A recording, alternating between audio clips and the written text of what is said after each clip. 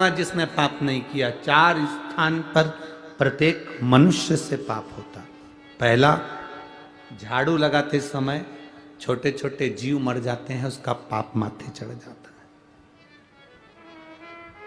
दूसरा, अग्नि जलाते समय, चूल्हा जलाते समय, गैस जलाते समय छोटे छोटे पतंगे जलकर मर जाते हैं, उसका पाप माथे चढ़ जाता है।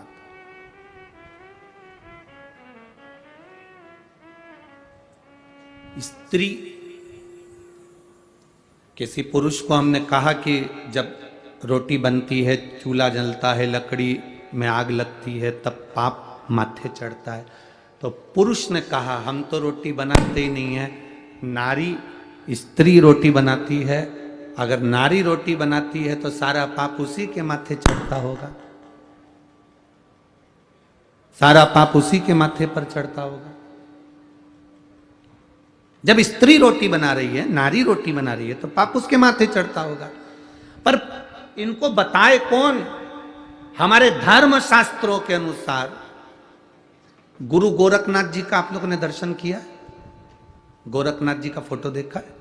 गुरु गोरखनाथ एक हाथ में कमंडल रखते हैं, दूसरे हाथ में चिमटा रखते हैं। क्या रखते हैं? चिमटा। चिमटा देखा है?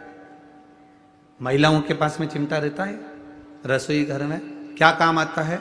रोटी को सेकने का। संत भी चिमटा रखते हैं, भजन गाने वाले भी चिमटा रखते हैं। बोलो बोलो, सही है कि गलत है? संत भी चिमटा रख रहे हैं, भजन गाने वाले भी चिमटा रख रहे हैं, और घर की नारी भी चिमटा रखती है। कभी स्त्री से पूछना कि तुम ये चिमटा क्यों रखती हो, और वो भी गैस के पास, चूल्हे के पास, किस लिए रखती है? क्यों रखती है? जैसे गुरु गोरखनाथ जी की, जहां पर सुंदर गोरखनाथ जी की, जहां पर सुंदर आनंद के साथ में मंदिर होता है, और वहां पर एक सुंदर धुनी जलती रहती है, उस धुनी में एक चिमटा फंसा रहता है। धुनी में जो बल मिलता है उस चिमटे के बल पर मिलता है। तो वहां की जो भस्म होती है, वहां की जो भभूति होती है, वो हमको सुख, एनर्जी और रोग से मुक्ति देती है। एनर्जी भी देती है और रोग से मुक्ति भी देती है।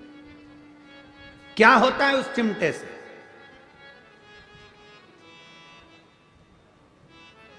क्यों स्त्री के हाथ में वो चिमटा आ गया? कभी सोचा, कभी विचार किया? संतों की कृपा। एक बार गुरु गोरखनाथ जी महाराज भ्रमण कर रहे थे। भ्रमण करते करते स्त्री पर उनकी दृष्टि पड़ी। गुरु गोरखनाथ ने देखा कि ये नारी बड़ी दुखी है, बड़ी दुखी। घर का भोजन बनाना, बर्तन धोना, कपड़े धोना। ध्यान देना, 4 स्थान पर व्यक्ति से पाप होता है। पहला, झाड़ू लगाने की जगह। दूसरा, अग्नि जलने के स्थान पर पतंगे जल जाते हैं।